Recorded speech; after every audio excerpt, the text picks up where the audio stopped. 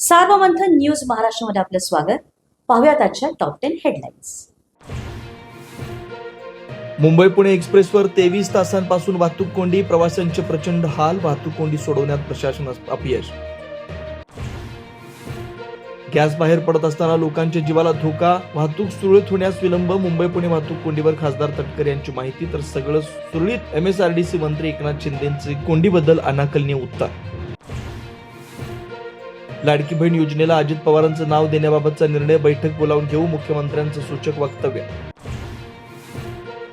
बारामतीमध्ये शरद पवारांची पार्थ आणि जय पवार यांच्यासह बैठक, विद्या प्रतिष्ठानच्या विश्वस्तांची उपस्थिती, पवारांची जय पार्थ आणि विजय पाटील यांच्यासोबत स्वतंत्रपणे बैठक. देवेंद्र फडणवीस विलिनीकरणाच्या चर्चेतच नव्हते, त्यांना भाष्य करण्याचा काय अधिकार, शरद पवारांचा पुन्हा सवाल, दादांच्या प्रस्तावित स्मारकाची माहिती नाही असंही वक्तव्य, सुनेत्रा उपमुख्यमंत्री झाल्या ही आनंदाची गोष्ट असंही वक्तव्य. दिवंगत अजित पवारांचा शेवटचा फोन कॉल आला उजेडात, दादांचे कार्यकर्ते श्रीजित पवारांनी पत्रकार परिषदेत चालवला दादांचा फोन कॉल, माळी समाजाच्या उमेदवारावर झालं बोलणं. चंद्रपूरमध्ये महापौर पदावरून सुरू असलेल्या काँग्रेसच्या वादावर तोडगा, वडेट्टीवार आणि धानोरकर गटाला प्रत्येक 2.5 वर्ष महापौरपद मिळणार.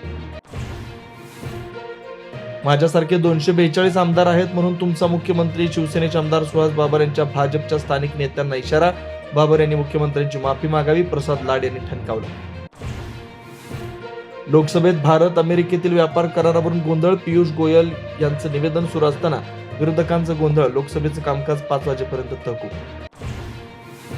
राहुल गांधींना लोकसभेत बोलू दिलं जात नसल्याचा आरोप करत काँग्रेसचं मुंबईमध्ये आंदोलन, मोदी आणि अमित शहा यांच्या विरोधात घोषणाबाजी. सार्वमंथन न्यूज महाराष्ट्राला लाईक करा, शेअर करा, सबस्क्राईब करा.